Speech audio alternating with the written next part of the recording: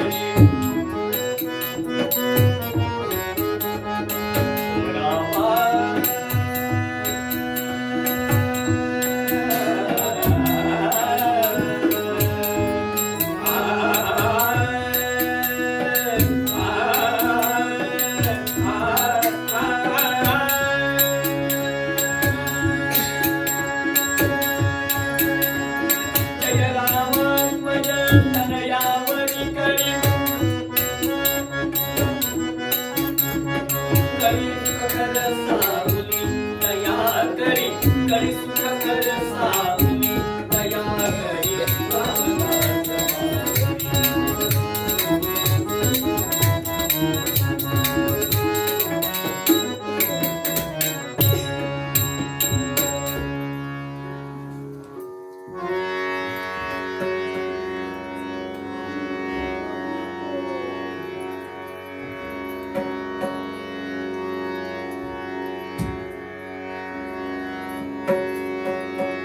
निवृत्ती ज्ञानदेव सोपान मुक्ताई एकनाथ नामदेव तुकाराम एकनाथ नामदेव तुकाराम एकनाथ नामदेव तुकाराम निवृत्ती ज्ञानदेव सोपान मुक्ताई एकनाथ नामदेव तुकाराम एकनाथ नामदेव तुकाराम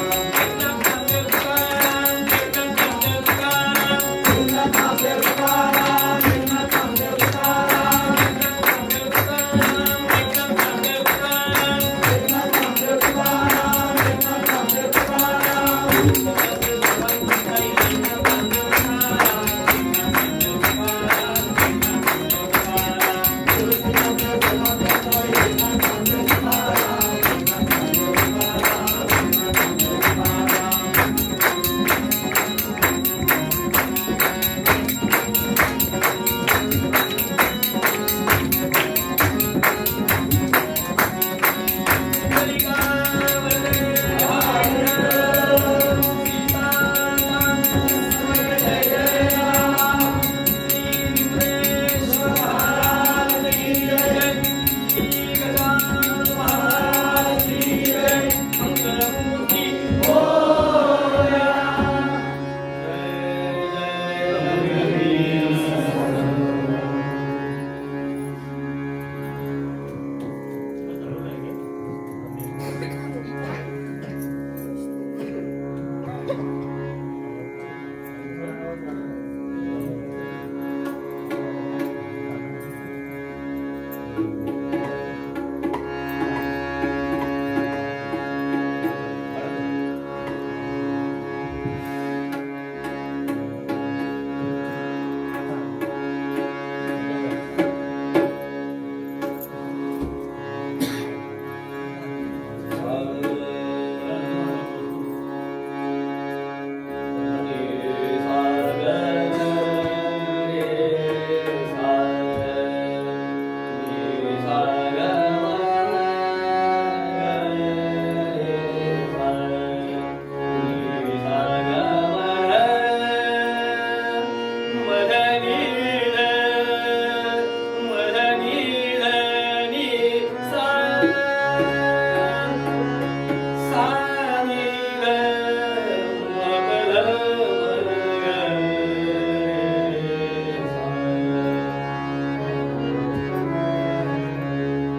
धर्माचे पालन करणे अखंड खंड धर्माचे पालन करणे अखंड खंड धर्माचे पालन करणे अखंड खंड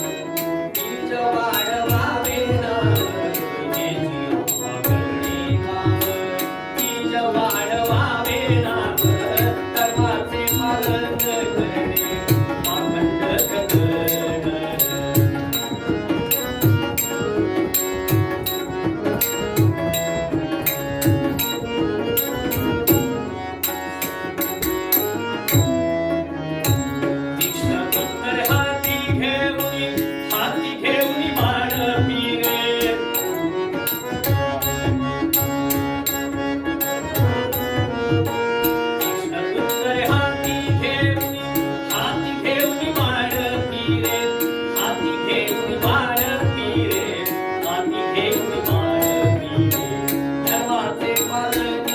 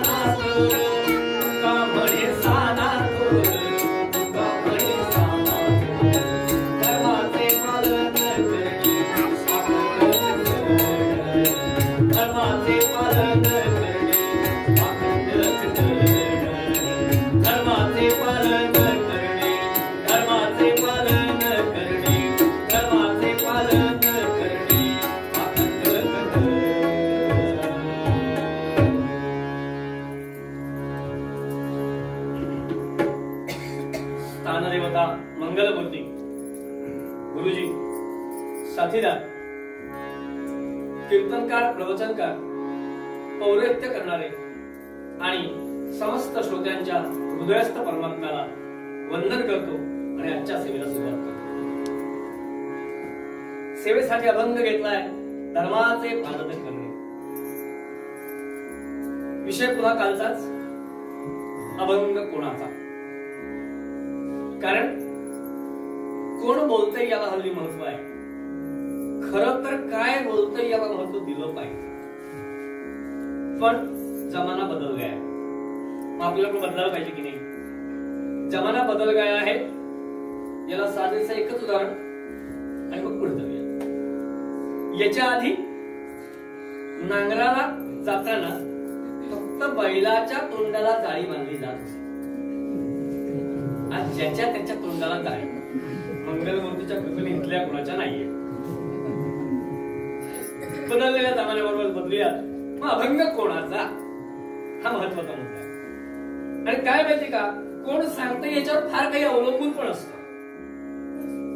लहानपणापासून आजी खरं तर सांगत असते घरात, अरे हळद, दूध, बेसनाचं पीठ असं काही काय अंगाला लाव, बरं असतं त्वचेला ते. पण ती आजी सांगत होते असते. मग हेच टीव्हीवरची ती गोरी गोरी नटी जेव्हा सांगते की नाही, त्याच्यापासून बनवलेलं साबण लगेच घराघरात येतं. कोण सांगते याला महत्व आहे. म्हणून तर जाहिरातीमध्ये त्यांना वापरतात. नाहीतर मला नुसता का बोलावला. बरं मलाही परवडलं असतं. वर्षाला 20-25 कीर्तन करण्यापेक्षा एखादी जाहिरात करून भागलं असतं. पण नाही, मी सांगून काही इफेक्ट होणार नाही. म्हणून मी ठरवलं तिथे जायचंच नाही सांगायला. जे आपलं ऐकून घेतात तिथे जायचं. मंगलमूर्ती आपला विषय कोण सांगतंय याला महत्व आहे. मग आजचा अभंग कुणाचा आहे तर संत श्रेष्ठ ज्यांना म्हणता येईल ते तुकाराम महाराजांचा आहे. तुकाराम महाराज हे कळसाच्या स्थानी होते, सर्वांना माहिती आहे. म्हणून मुद्दाम मगाचा गजर केला. गजर काय होता, निवृत्ती ज्ञानदेव सोपान मुक्ताई एकनाथ नामदेव तुकाराम. बघा गजरामध्ये सुद्धा तुकाराम कुठे होते, वरच्या ठिकाणी होते. आणि गजर काय नाही, गजर करायचा म्हणून केला असा भाग नसतो, लक्षात घ्या. गजराला देखील अर्थ असतो. तो अर्थ बघूयात म्हणजे महाराजांचं महत्व कळेल आणि मग पुढे जाऊया. गजर काय आहे म्हणजे कालच्या भागाला पण जोडता येईल. पहिला गजरातला शब्द होता निवृत्ती. काल आपण तिथे जेवून थांबलो होतो, देवा माझे मन लाग तुझे चरणी, संसार व्यसनी इथे काल आलो होतो. खर तर कालचाच पुनर्ग आज पुढे पुरा करणार होतो आणि कथाभाग घेणार होतो. पण आज वार आला शुक्रवार. मग आज देवीची कदाचित तुमच्यापैकी कुणी न ऐकलेली एखादी कथा करावी असं मनामध्ये घेतलं आणि म्हणून आज तो पूर्णरंग पुरा न करता तो उद्याला ठेवला. पण त्याला जोडतो संसार व्यसनी पडू नये. निवृत्ती हा पहिला शब्द आहे. याचाच अर्थ संतांना असं सांगायचं होतं की योग्य वेळी संसारात जरी पडलेले असलात ना तरी तिथून निवृत्त व्हायला शिका. संसार करू नका असं नाही सांगितलं, पण योग्य वेळी संसारातून निवृत्ती घ्या. तर तुम्हाला ज्ञान मिळेल, आत्मज्ञान मिळेल, देव म्हणजे काय ते कळेल. निवृत्ती ज्ञान देव. लक्षात घ्या, योग्य वेळी निवृत्ती झाला तर तुम्हाला ज्ञान मिळेल की देव म्हणजे काय. आणि मग तुमचा पुढचा मार्ग जो आहे सोपान, त्याच्यावर तुम्ही चढायला लागाल.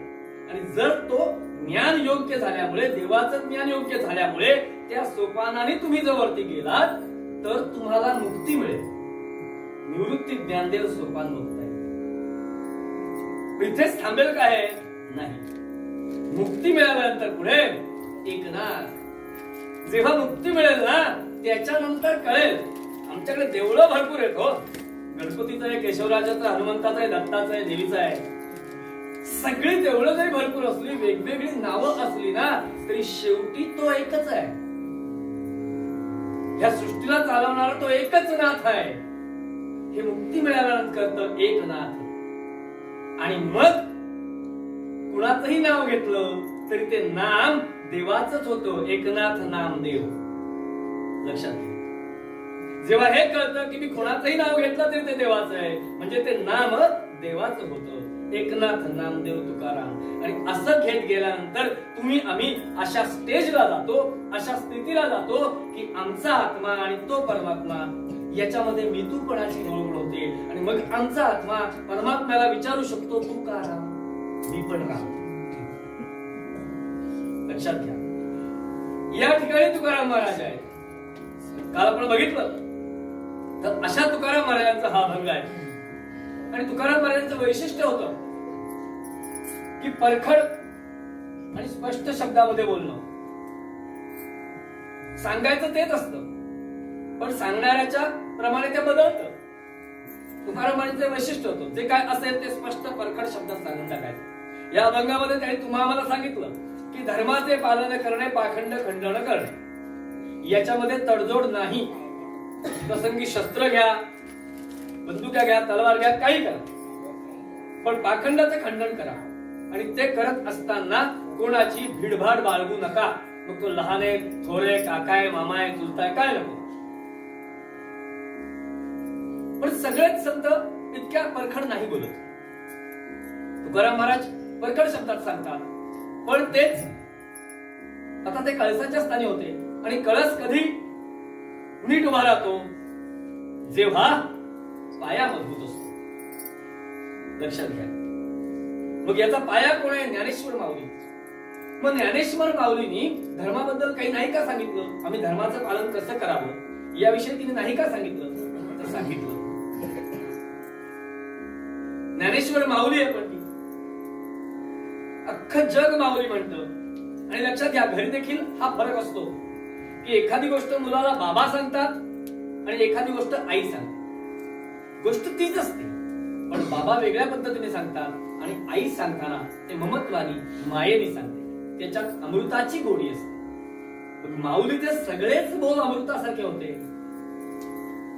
का होते नंतर बघूया. आधी माऊली धर्माबद्दल काय म्हणाली ते सांग. देखा स्वधर्माते भजाल, देखा स्वधर्माते भजाल, तरी हा कामधेनू होईल, मग प्रजा हो न सांडील. गोड शब्दामध्ये माऊली सांगितलं, तुम्ही धर्माचं पालन केलं ना तर तो तुमच्याशी कामधेनू सारखा वागेल, तुमचं रक्षण करील, तुम्हाला पाहिजे ते देईल. इतकं गोड शब्दात सांगितलं माऊलींनी. माऊली गोड का बोलते हा मागचा आपला विषय. कदाचित एक रेफरन्स कुणाला माहिती नसेल म्हणून सांगून पुढे जातो. माऊलींनी जे लिखाण केलं तुमच्या आमच्यासाठी, यासाठी ते स्थान निवडलं. आधी एक तर ती माऊली होती म्हणजे गोड बोलणार, हे पहिलं. आणि दुसरं कारण, माऊलीने जे लिखाण केलं आपल्यासाठी, अनमोल असल्याचे ग्रंथ निर्मिती केली, नेवासा या ठिकाणी जे जाऊन आले असतील त्यांना माहिती असेल. अतिशय सुंदर असं ठिकाण आहे. अजूनही अजान वृक्ष आहे तिथे आजही भरपूर मोठा. अजान वृक्षाचं वैशिष्ट्य असं आहे की त्याची मुळी किंवा फांदी किंवा कुटकी जवळ ठेवली तर लवकर आपल्याला ध्यानावर जाता येते. ज्ञानेश्वर माऊलींनी जी समाधी घेतली, संजीवनी समाधी, तिथे अजान वृक्ष होता. लक्षात घ्या. तर तो अजान वृक्ष नेवासेला पण आहे, एवढंच मला सांगायचं. मग या स्थानावरून माऊलींनी आपल्याला उपदेश केला आणि तो गोड आहे, अमृतासारखा आहे असं मी म्हणतो. याचं कारण मला सांगायचंय की त्या स्थानाचं काय महत्व आहे. प्रत्येक स्थानाला महत्व असतं की देव दानव यांच्यामध्ये सतत युद्ध सुरू होती आणि त्या युद्धामधला एक भाग म्हणून समुद्र मंथन हे सगळ्यांना माहिती आहे. समुद्र मंथन ती कथा सगळ्यांना माहिती आहे. ते समुद्र मंथन सुरू झालं, त्याच्यातून एक एक एक एक गोष्ट बाहेर यायला लागली आणि 14वी गोष्ट जी बाहेर आली, इथे आम्ही पुन्हा एक चूक करतो. एखादा कोणी चुकीचा वागला की आम्ही त्याला म्हणतो तुला 14व रत्न लागते. चुकीचं बोलतो आपण. खरं तर 14व रत्न अमृत आहे, पण आम्ही 14व रत्न शब्दाचा वेगळा वापर करतो. मग ते 14 रत्न अमृत बाहेर आलं. अमृत बाहेर आल्यानंतर देवदानवामध्ये ते मला मिळावं म्हणून स्पर्धा सुरू झाली. आणि भगवंताच्या लक्षात आलं की ते दानवांच्या हातात जाता कामा नये. एखादी गोष्ट चुकीच्या हातामध्ये गेली की कसं काय होतं इथून तेवढं. कारण राजकारणाचा विषय नाही. मग भगवंतानी असा विचार केला की आता मला काहीतरी केलं पाहिजे.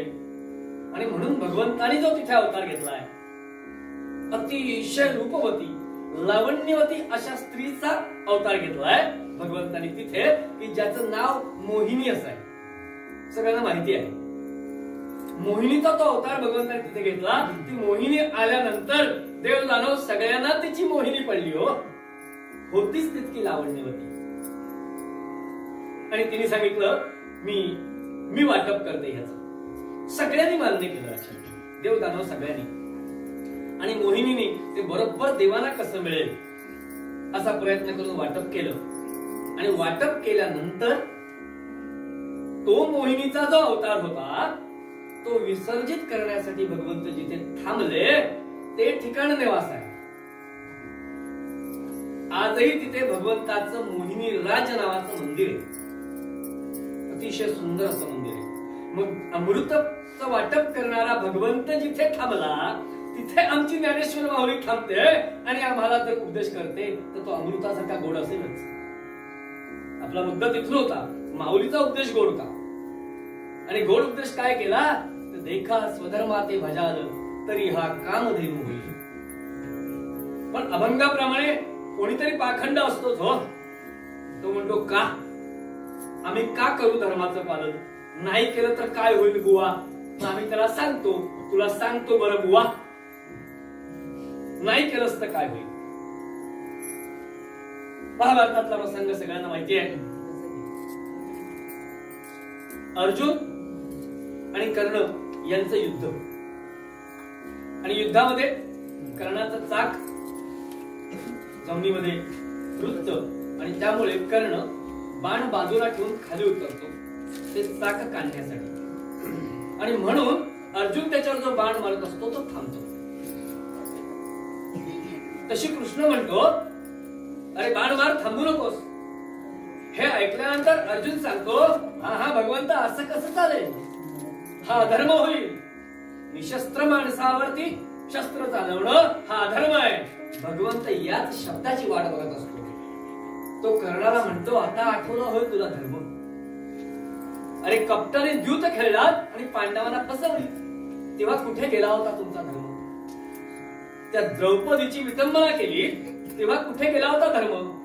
तिला फरफटत सगळ्यांच्या समोर आणली तेव्हा कुठे गेला होता धर्म.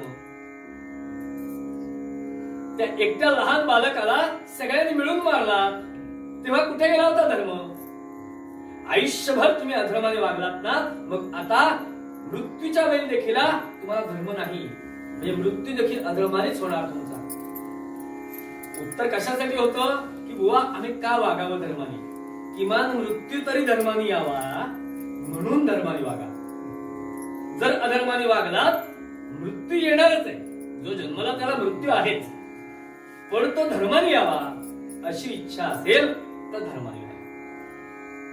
पाखंडी लोकांसाठी, कारण आपला अभंग आहे करणे पाखंड खंडन, पाखंडी लोकांसाठी हे खंडन केलं. आता धर्माने वागायचं म्हणजे काय करायचं तर अगदी सोप्या शब्दात सांगायचं झालं तर ज्यांनी त्यांनी ज्या ठिकाणी आहोत त्या ठिकाणचं विहित कर्म योग्य पद्धतीने करायचं. जो जिथे असेल त्याने, म्हणजे राजाने राजाचा धर्म पाळायचा, पतीने पतीचा धर्म पाळायचा, त्याचबरोबर पत्नीने पत्नीचा धर्म पाळायचा, गुरुजींनी गुरुजींचा धर्म पाळायचा, कीर्तनकारांनी कीर्तनकारांचा धर्म पाळायचा. श्रोत्यांकडनं आम्ही जर अपेक्षा करत असू तर आम्ही देखील आमचा धर्म पाळायचा. अत्यंत महत्वाची गोष्ट लक्षात घ्या. त्याच ठिकाणी रोज रोज 30 कथा नाही करायची जाऊन, मग लोक कंटाळतात.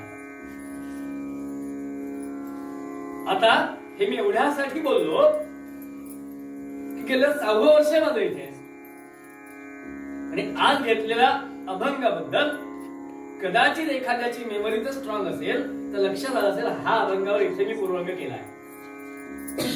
पण हरकत नाही, माझं असं म्हणणं आहे की ज्यांच्या लक्षात असेल त्यांनी ते निरूपण आणि हे निरूपण पडताळणी करायला माझी हरकत नाही.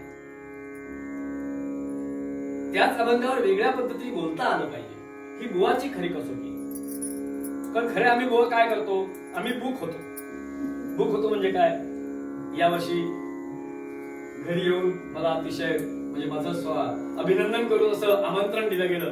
त्या दिवशी मी खऱ्या अर्थाने इथे येण्यासाठी बुक झालो आणि सगळेच कीर्तनकार बुक होता.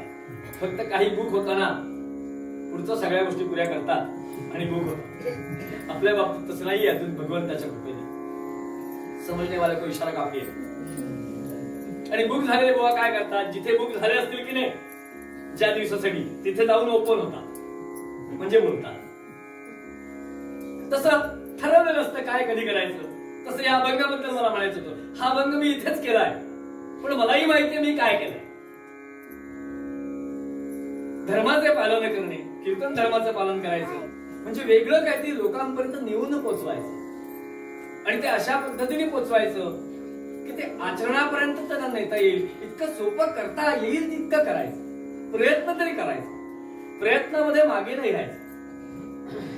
सगळ्यांनी सगळ्यांचा धर्म पाळला तर धर्माचं राज्य म्हणजे रामाचं राज्य येईल की नाही. आज तुमच्या आमच्यासाठी एक महत्वाची गोष्ट घडली.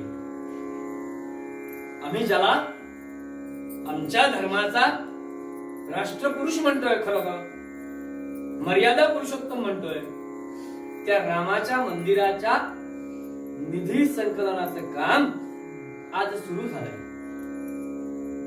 आम्ही धर्माचं पालन करायचं असेल तर आज सगळ्यांनी ती गोष्ट लक्षात घ्या.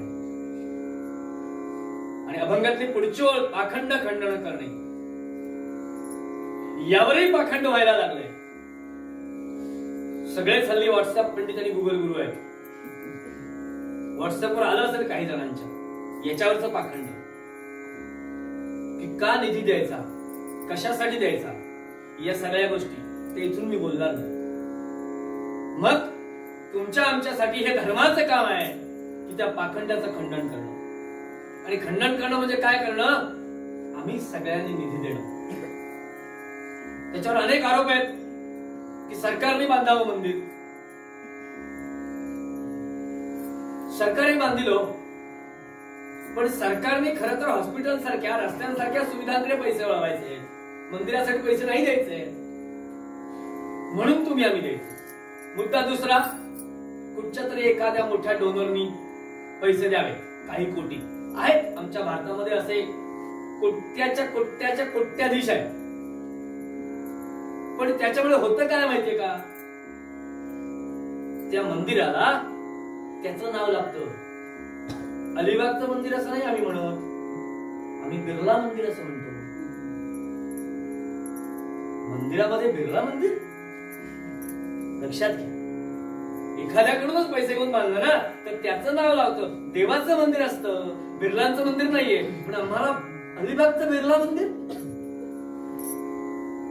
आणि मुद्दा तिसरा की एकाकडून किंवा 4 जणांकडून पैसे घेण्यापेक्षा 1-1 रुपया प्रत्येकाने जर एकत्र केला आणि मंदिर बांधलं तर त्याला वेगळीच समरसता येईल. विवेकानंद शिलान्यास 1-1 रुपया जमा करून बांधलं गेलं आणि त्याच वेळेत ते राष्ट्राचं मंदिर होईल. आणि हे करणं हे आमच्यासाठी आजच्या दिवशी धर्माचं पालन आहे. म्हणून मी आज हा बंद घेतलाय. काल विद्याधर म्हणाला होता उद्या हे सांगणं महत्वाचं आहे, लक्षात घ्या. आणि हे करत असताना पुढच्या ओळीकडे लक्ष ठेवा. सगळ्यांनी जागे राहा. पाखंडही होतंय या विषयामध्ये, पण ते खंडन करायला रस्त्यावरच उतरायचं. तिथे भिडभाड नाही कोणाची बाळगायची. तर तुम्ही आम्ही आमचा हिंदू धर्म असं सांगायला लायक आहोत. फक्त दरवाजावरती 1-2 रुपयाला मिळणारं स्टिकर लावायचं, आम्ही हिंदू आहोत त्याचा आम्हाला अभिमान आहे. आणि शेजारच्या हिंदूवर अत्याचार होत असला तर आम्ही बाहेर सुद्धा पडायचं नाही. काय उपयोग आहे त्या स्टिकरचा. त्याच्यापेक्षा धर्माचं पालन करा. जेव्हा गरज असेल तेव्हा रस्त्यावर उतरा, पण धर्मावरचं आक्रमण कधीही सहन करू नका. यासाठी धर्माचं पालन करणं हा अभंग आहे. अनेक कीर्तनकार हा अभंग घेतात आणि धर्माचे पालन करणं याच्यावरच बोलतात. माझं म्हणणं आहे पाखंड खंडन करण्यावर बोलायची आज गरज आहे. मी माझ्या घरी सगळा धर्म नीट पाहतो. अगदी रीती रिवाज परंपरा याचा नक्की मी पालन करतो. पिढ्यानपिढ्या आमच्या घरात हे चालत आलंय. गप्पपणे तुझ्या घरातच ठेव, काही उपयोग नाही त्याचा. धर्मावर जर आघात होत असेल, कोणी पाखंडी माणूस असेल आपल्या गावात शेजारी पाजारी, तर त्याचा निपात करायला तू बाहेर पडतोस का, तर तुझा उपयोग आहे. नाहीतर जन्मला वाढला मेला, या 3 शब्दात संपून जाशील. आणि ते नकोय. आज त्याची गरज नाही, लक्षात घ्या. फक्त धर्माच्या पालनाची गरज नाही आज, पुढच्या गोष्टीची गरज आहे, पाखंड खंडन करणे. धर्माच्या अनेक व्याख्या आहेत, सगळ्या व्याख्या सोडून देऊया. एकच व्याख्या सांगतो आणि पुढे जातो. धर्माची व्याख्या अशी आहे, विधी निषेधात्मक जीवन प्रणाली जी मानवाचं ऐहिक आणि पारलौकिक दोन्ही ठिकाणी मानवाला उन्नत स्थिती प्राप्त करून देईल अशी व्यवस्था म्हणजे धर्म. व्याख्या अडकू नका, जड आहे. याचा अर्थ ऐहिक आणि पारलौकिक म्हणजे आत्ता आणि नंतर आमच्या आत्म्याचा प्रवास आम्ही मानलाय. आम्ही पुनर्जन्माला मान्यता दिली आहे, म्हणजे नंतर देखील आमचं भलं झालं पाहिजे. म्हणजे या दोन्ही ठिकाणी आम्हाला उन्नत स्थिती प्राप्त करून देईल अशी व्यवस्था म्हणजे आमचा हिंदू धर्म आहे. त्यातला पहिला शब्द थोडा अवघड आहे, विधी निषेधात्मक जीवन प्रणाली. म्हणजे काय? अगदी सोप्या मराठीत सांगायचं झालं तर डू अँड डोंट, म्हणजे काय करावं आणि काय करू नये, म्हणजे विधी निषेधात्मक जीवन प्रणाली. पण मग या दोन्ही गोष्टी आता एकदम करता येतील का? नाही. उद्या मंगलमूर्तीचा उत्सव आहे, मी सकाळपासून उठेन, आवर्तन वगैरे करेल, पूजा करेल, अगदी 16 लावून पूजा करेल, मनोभावे त्याची पूजा करेल आणि 11 वाजले की ऑफिस मध्ये जाईल आणि टेबला करून लाच घेईल. किंवा व्यापार करत असलो तर समोरच्या गिरायकाला फसवून पैसे घेईल. चालेल का? नाही. जे करायचं ते करायचंच, पण जे करायचं नाही ते कधीच करायचं नाही. याला विधी निषेधात्मक जीवन प्रणाली म्हणतात. लक्षात घ्या. आणि हे आमच्या धर्माने आम्हाला सांगितलंय. आणि पुढे महाराजांनी सांगितलं, हेची आम्हा करणे काम बीज वाढवावे ना. संतांनी धर्मासाठी खूप काही केलं आणि आता आम्हाला सांगून ठेवलं, हेची आम्हा करणे काम बीज वाढवावे ना. वाढीस काय लावा? संतांनी जे वाढवलं नाम, ते नामबीज वाढीस लावा. नामबीज का वाढीस लावा? या धर्माच्या संदर्भात परीक्षेला आम्हाला छान आकृती काढून शिकवलंय. लक्षात घ्या. 2 असे वृक्षांची चित्र म्हणजे झाडांची चित्र अशी काढू. एक धर्मवृक्ष आणि एक अधर्मवृक्ष. या धर्मवृक्षाचं जे बीज आहे ना, ते नाम आहे. नाम बीजावरती धर्मवृक्ष वाढतो.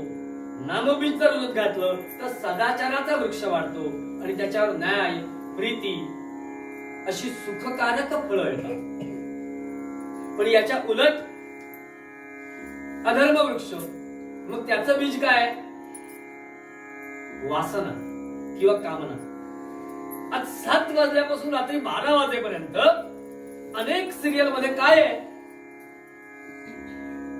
कामना, वासना, अन्याय, अनिती. हेच आम्ही जर बघत बसलो असतो तर आमच्या घरामध्ये धर्माचं वातावरण राहील का? लक्षात घ्या. धर्माने काय खावं, काय खाऊ नये, काय बोलावं, काय बोलू नये, कुठे जावं, कुठे जाऊ नये हे सांगितलंय. त्यामुळे आजच्या आई वडिलांना हे कळायची गरज आहे की आम्ही काय बघू नये. तो एकटा जर 4 बायका करत असेल आणि ते आम्ही आनंदाने सगळ्यांच्या समोर बघत असू, तर उद्या आमच्या मुलांनी 2 बायका केल्या तर त्याला दोष देऊ नका. लहानपणी त्याला त्याच्या धारणाशक्तीच्या वयामध्ये तुम्ही तेच दाखवलं ना आणि तुम्ही आवडीने बघत असला, मग तो उद्या तेच करेल. लक्षात घ्या. इथे धर्म महत्वाचा आहे. कामना आणि वासना इथून आपण पुढे गेलो. सध्या सिरियल मध्ये फक्त ते दाखवतात. मग का बघतो आम्ही हे? नाही बघितलं नाही चालणार का? मी तुम्हाला सांगतो, गेल्या वर्षी कदाचित मी ते बोललो असेल, गेल्या 15 वर्षात मी एकही सिरियल बघितली नाही. नाही तर खरं तर आता 7 ते 10 मध्ये कोणत्या सिरियल त्याची मी नावं घेणार होतो, पण अगदी खरं सांगू का, मंगलमूर्तीला समोरून मला एकही नाव आठवलं नाही, कारण मी नाही सिरियल बघितली. पण सिरियल बघितली ना, माझ्या ज्ञानामध्ये काही कमतरता नाहीये. इथे देखील धर्म आहे, लक्षात घ्या. पूर्वीच्या काळची संध्याकाळ आठवा घराघरातली आणि आजची आठवा. मग ती वासना आणि कामना हे बीज त्या सिरियल मधून रुजत घातलं जातं आणि मग त्याच्यावर अनितीचा वृक्ष वाढतो आणि त्याच्यावर अत्याचार, दुराचार, दुर्वासना अशी पापकारक फळं येतात आणि ती सगळ्या समाजाला त्रास देतात. आणि म्हणून आम्हाला अधर्माचा वृक्ष वाढवायचा नाही, आम्हाला धर्माचाच वृक्ष वाढवायचा आहे.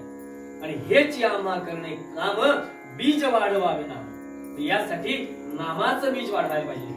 या कलियुगामध्ये ते अत्यंत गरजेचं आहे.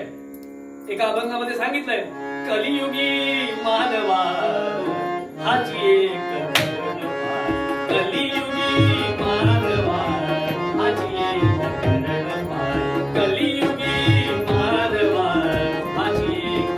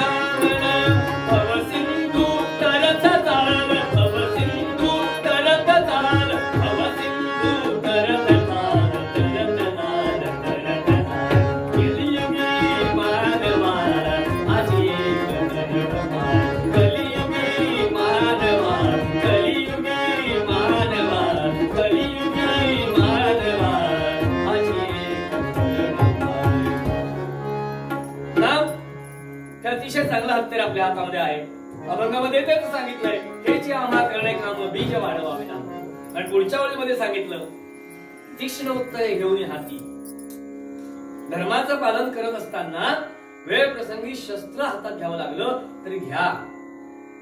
नाहीतर सीमेवरचा सैनिक हातामध्ये बंदूक आहे आणि समोरचा चुकीचं वर्तन करतोय म्हटल्यानंतर मी कशाला त्याला मारू, मानवहत्या मला नाही चालणार, काय उपयोगाचं आहे. घालगोळी तुला त्यासाठी तिथे ठेवला आहे. शस्त्र वापर. महाराजांनी जेव्हा पापाचरण घडलं त्या प्रत्येक वेळेला तलवार चालवायला मागे पुढे नाही बघितलं. रामकृष्ण शिवाजी हे जर आमचा आदर्श असतील ना, तर त्यांनी शस्त्र योग्य वेळी चालवलं ना, तसं आम्ही चालवलंच पाहिजे. पुढचट वृत्ती नाही उपयोगाची. तुम्ही आमच्या इकडे मारलीत ना, आम्ही रागावणार नाही, आम्ही हा काल इकडे करू. काय गरज आहे त्याची? तुझ्या इथे हात लागला त्या क्षणाला त्याच्या गालाला का नाही तुझा हात लागला? हे धर्माचं पालन आहे, लक्षात घ्या. याची आज गरज आहे. शस्त्र घेऊनच बाहेर पडलं पाहिजे. तुकाराम महाराजांचा एक प्रसंग माहितीये तुम्हाला, की कुठेही नाम घेऊन चालतं या विषयावर एका माणसाने त्यांच्याशी वाद घातला. महाराज रागावले कधी नव्हे, ते संत असून लक्षात घ्या. पण तडजोड नाही स्वीकारली. इतके रागावले की तिथे महाराजांचा एक शिव्यांचा अभंग आहे, पण तडजोड स्वीकारली नाही त्याच्याशी, की नाम कुठेही घेऊन चालतं म्हणजे चालतं. आणि मग घरी येऊन पांडुरंगासमोर गेले, देवासमोर गेले आणि ढसढसा रडले. का रडले? की आज मी रागावलो. आणि त्यावेळेला त्यांच्या तोंडून जो अभंग बाहेर पडला तो असा होता, माझे विटाळले अंग आजी शिवला मांग. कारण मी रागावलो आणि माझ्या तोंडातून शिवा बाहेर पडला. हे का झालं? पण लक्षात घ्या, तडजोड नाही स्वीकारली, तिथे त्याला गप्पच केला. अत्यंत महत्वाची गोष्ट आहे, लक्षात घ्या.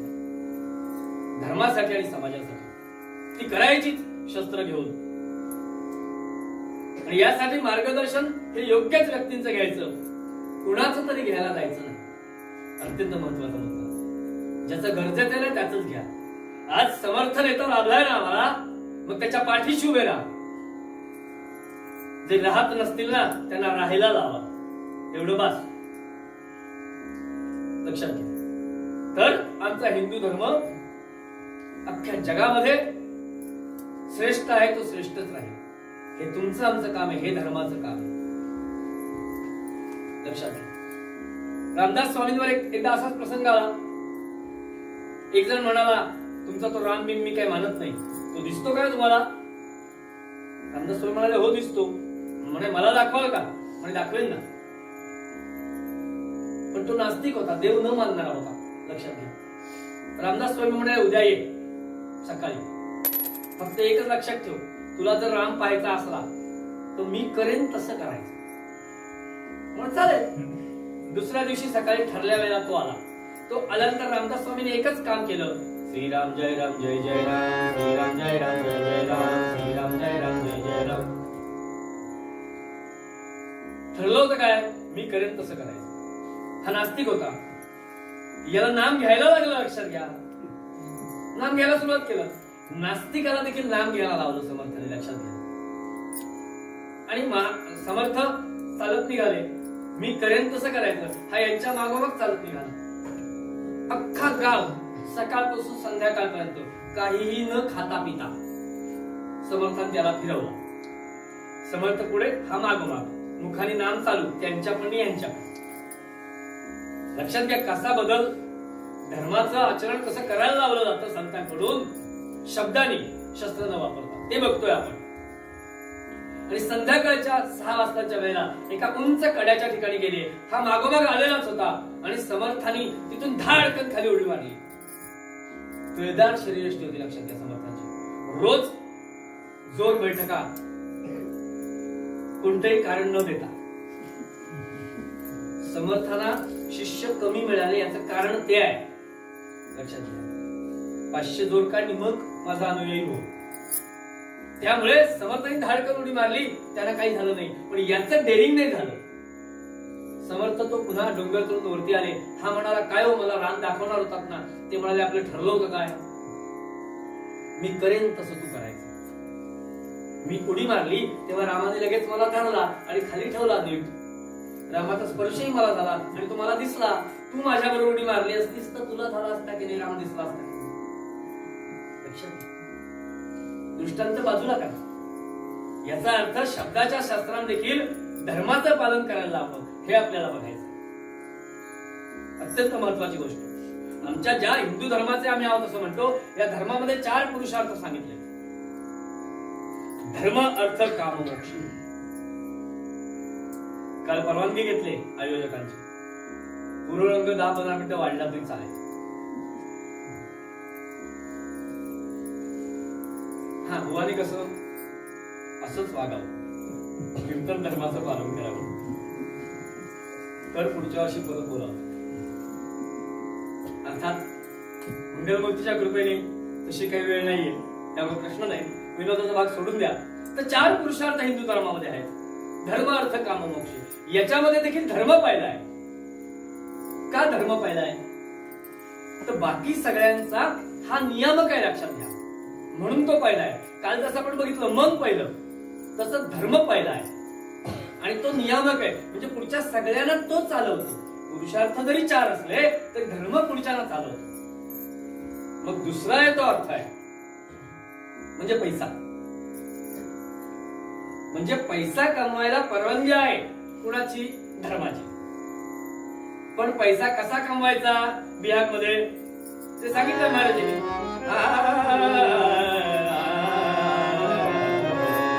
जोडोनिया धन उत्तम व्यापार, जोडोनिया धन उत्तम व्यापार, जोडोनिया धन. उदास विचारे व्यर्थ करी, उदास विचारे व्यर्थ करी, जोडोनिया धन उत्तम व्यापार.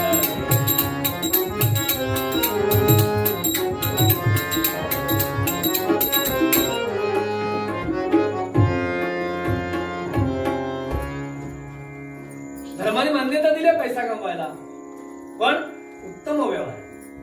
प्रत्येकाने आपल्या कमाईचा विचार करावा. माझी कमाई उत्तम आहे का? उत्तम नसेल तर जाते. उत्तम नसेल तर जाते. कशी जाते? सध्या 2-3 दिवस दापोलीतल्या महत्वाची बातमी सगळ्यांनी लक्षात घ्या, जिला कधी पाहिलीही नाही तिच्याशी नुसतं बोलून 11,60,000 रुपये गेले.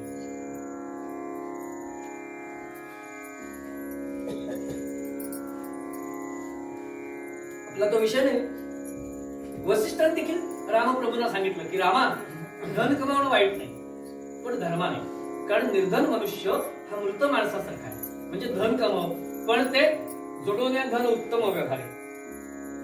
वेगळा अभंग नको, जोडवण्या धन कशाही प्रकारे नको. तो अभंग मूळ तसाच ठेवा आणि तसाच लक्षात घ्या. आणि पुढचा पुरुषार्थ आहे काम. धर्म, अर्थ, काम. मग काम नको का? तर काम पण हवा, गरजेचं आहे. म्हणून धर्मामध्ये त्याला पुरुषार्थाचं स्थान आहे ना. पण तिथे देखील मर्यादा आहे. याच अभंगात महाराजांनी सांगितलंय, परस्त्रिया सदा बहिणी माता. अर्थ आणि काम हे हवेत, पण ते कसे हवेत? धर्माने अर्थ आणि धर्माने काम. पण ज्या ठिकाणी अर्थ आणि काम याला महत्व आहे तिथे काय? आज अमेरिका, ब्रिटन, कुठचाही देश घ्या, पाश्चात्य देश, तिथे या मधल्या दोघांना जास्त महत्व आहे, अर्थ आणि काम. आणि म्हणून तिथे अमर्याद संपत्ती, भोगलालसा, स्वैराचार हे सगळं तिथे काय आहे? तर तिथले पुरुषार्थच दोन आहेत, अर्थ आणि काम. कसाही पैसा कमवा आणि कसाही कामाचार करा. म्हणून ते तसे आहे. मग आम्ही त्यांचा आदर्श नाही घ्यायचा. परदेशातली बाई फोनवरून कितीही गोड बोलली तर तिला नाही बोलायचं. कारण आमचा पुरुषार्थ काय आहे? धर्म. परस्त्रिया सदा बहिणी माता. आणि असं जर केलं तर शेवटचा पुरुषार्थापर्यंत आम्ही पोहोचू शकतो, मोक्ष. धर्माने अर्थ कमवला, धर्माने काम केलं तर मोक्ष मिळेल. आणि म्हणून धर्माचे पालन करणे. आपला अभंग तिथे आहे. आणि या हे करत असताना जे पाखंड असेल त्याचं खंडन करणे. तिथे कुणाची भिडभाड न बाळगणे हे अत्यंत महत्वाचं आहे, लक्षात घ्या. नाही तर हा लहान आहे, हा मोठा आहे, तो आमचाच आहे, मग मी त्याला काय करू? नाही, भिडभाड नको. जो अधर्माने वागेल त्याचं खंडनच करा. गावामध्ये, तालुक्यामध्ये, जिल्ह्यामध्ये आम्ही अशा पद्धतीने जर धर्माचं पालन केलं तर आमचं हिंदू राष्ट्र एक आदर्श राष्ट्र पूर्वीपासून होतं. जिथे सोन्याचाच धूर निघत होता तिथे सोन्याचाच धूर परत निघेल. असे नेते आजही आहेत. फक्त आम्हाला त्यांच्या पाठीशी उभं राहायला पाहिजे. एवढं तर करू शकतो. लढायला नका जाऊ. सीमेवरती सैनिक आहेत तिथे तुम्ही जाऊ नका. पण त्या सैनिकाचं घर इथे आहे, त्याची बायका मुलं इथे आहेत, त्यांच्याकडे तुम्हाला बघता येईल की नाही? आणि लक्षात घ्या, धर्म हा नित्य पाळायची गोष्ट आहे. नाही तर जमेल तेव्हा जमेल तसा नाही. 4 चौघामध्ये वावराला मी जातो, हा काय बुवा, हा सर, आणि घरामध्ये किंवा मला कोणी बघत नाही त्यावेळेला मी जर चुकीचा वागत असेल, अधर्माने वागत असेल तर माझं वर्तन योग्य नाही. कारण धर्म हा नित्य पाळायचा आहे. कोणी बघत नाही त्यावेळेला मी कसाही वागेल, नाही चालत. लक्षात घ्या, नित्य नाही पाळला तर डागच पडतात. चांदीची भांडी, तांब्याची भांडी पूजेमध्ये ती का ठेवले? काही जणांची कपाटात टाकलेली असतात.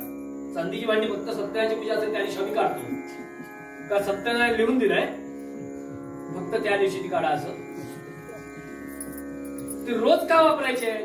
तांब्याची भांडी, चांदीची भांडी, कारण रोज ती घासली गेली ना तर चकचकीत राहतात, नाहीतर डाग पडतात. तसा धर्म हा नित्य नेहमीची गोष्ट आहे. तो जमेल तेव्हा जमेल तसा नाही पाळायचा, नित्य आणि नेहमी पाळायचा. लक्षात घ्या.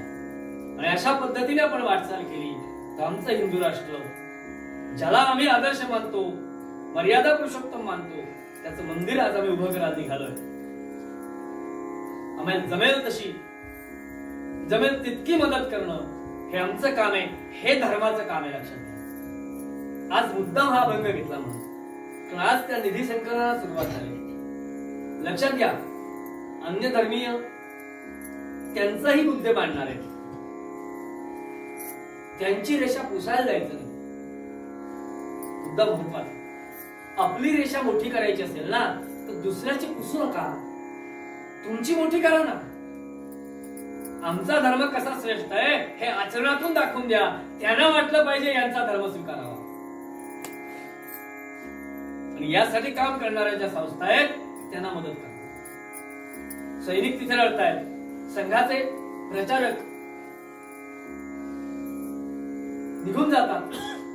ज्या वयामध्ये 50-60 हजार रुपये पगार कमवायचा असतो इतकी क्वालिटी निर्माण केलेले लोक प्रचारक म्हणून जातात. मग त्यांची घरदार सांभाळायचं काम आमचं आहे, लक्षात घ्या. आणि चांगल्या कामाला सुरुवात केली तर मदत मिळते. ज्या रामांबद्दल आपण म्हणतोय, ज्या रामांचं मंदिर आज व्हावं आमच्याकडे अशी आमची इच्छा आहे, ते राम पाखंड खंडन करायला गेले. अयोध्येतून लंकेमध्ये गेले. किती जण होते रामायण मला माहिती, पण हा मुद्दा विचारात घ्या. अयोध्येतून लंकेत गेलेले फक्त 2 जण होते. पण चांगलं काम आहे, धर्माचं काम आहे म्हटल्यानंतर किती जणांनी सहकार्य केलं. म्हणजे धर्माच्या कामाला मदत मिळते. तेव्हा मीच का करू, गावातल्या मंदिराचा जीर्णोद्धार करायचा आहे, मला काय करायचं आहे? नाही, तू सुरुवात कर, तो उभा राहा, 4 जण मदत करते. शिवाजी महाराजांनी स्वराज्याची स्थापना रायरेश्वरावर केली. किती जण होते? फक्त 15-16 लोक होते. हिंदवी स्वराज्य स्थापन करण्यासाठी नंतर किती जणांनी मदत केली? राष्ट्रीय स्वयंसेवक संघाची निर्मिती झाली, फक्त 5 जण होते. लक्षात घ्या, शपथ घेतली तेव्हा. आज संख्या कळत नाही किती येते.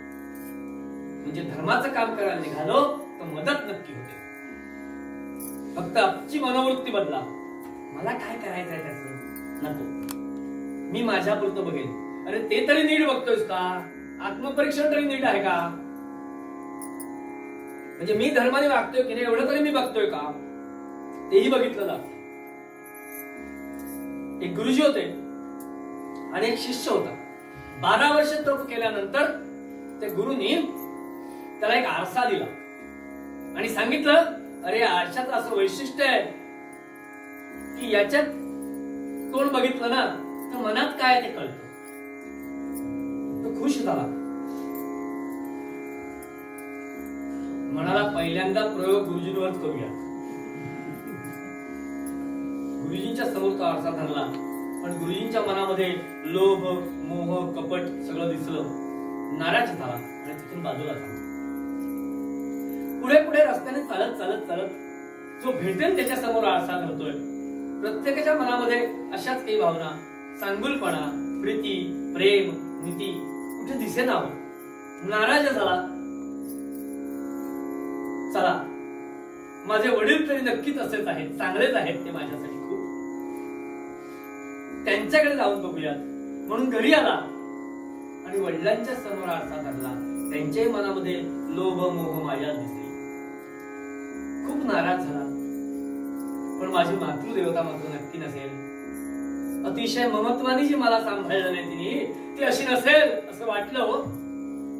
तिच्या समोर आरसा धरल्यानंतर तिच्याही मनामध्ये ईर्ष्या, लोभ दिसली आणि खूप नाराज झाला आणि पुन्हा गुरुजींकडे गेला. गुरुजी, या जगामध्ये खूप काही चांगलं असेल असं वाटलं होतं, पण एकही चांगला माणूस नाही मिळाला. कुणाच्याही चेहऱ्यासमोर आरसा धरल्यानंतर वाईटच गुण दिसले सगळ्यांचे. एकही असा माणूस नाही दिसला की चांगला आहे. गुरुजी हसले. अरे, दुसरा कसा आहे हे बघायला मी तुला आरसा दिलाच नव्हता. तुला पहिल्यांदा त्याच्यात तुझा चेहरा बघायचा होता, तर तुला तुझ्यातले अवगुण कळले असते आणि ते तुला बाजूला करता आले. लक्षात घे, स्वतःकडे बघायला शिका आधी. माझं आचरण कसं आहे, मी कसा आहे. मी जर धर्माने वागत असेल तर मला अधिकार आहे धर्माप्रमाणे वागायला सांगायचा. पण मी जर लबाडी करत असेल, कपटीपणाने वागत असेल तर मला काय अधिकार आहे? मी कायम सांगतो या गादीवरून, आणि भगवंताने माझ्यावर अशी कृपा ठेवावी त्याच्यासाठी इच्छा आहे, माझी इच्छा आहे त्याच्याकडे.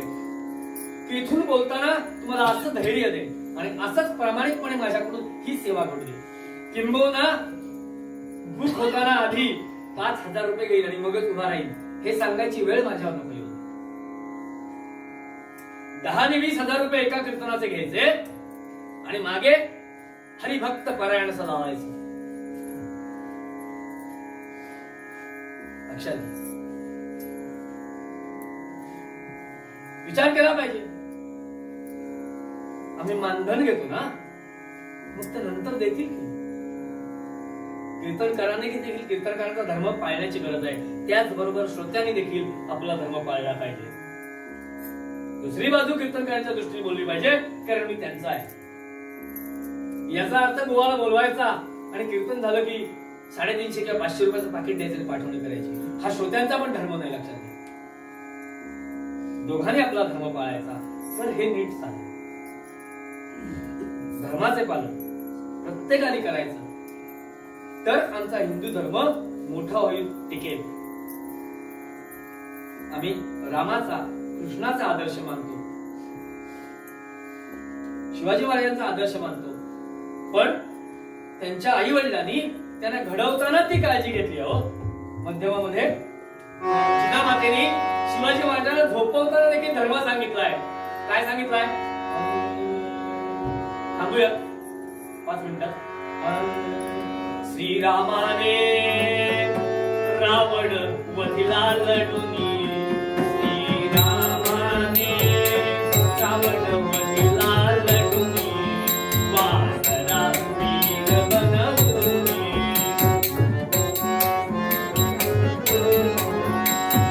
तसा शूर होशील का, तलवार करी धरशील का.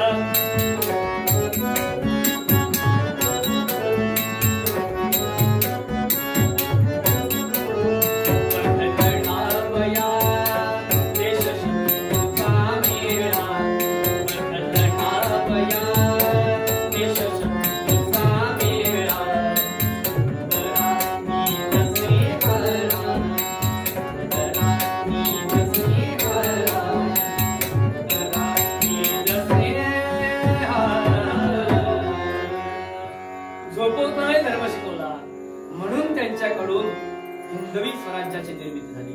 लक्षात घ्या. आणि हे करताना त्याने देखील कोणाची भिडभाड बाळगली नाही. शेवटच्या कडव्यात आपण येतोय आणि 5 मिनिटात थांबतो.